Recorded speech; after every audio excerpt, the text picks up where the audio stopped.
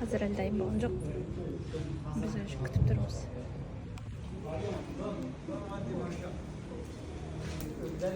Bu жерде ет жасап жатыр.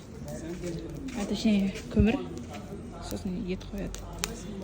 Бұл жерде салат. Таптылыжан. Сава. Yep. Hein, je suis kazakh. Moi? Et toi? Pourquoi? De changer de nationalité. Ah. Et parler kazakh. Salat. Tatlıcan.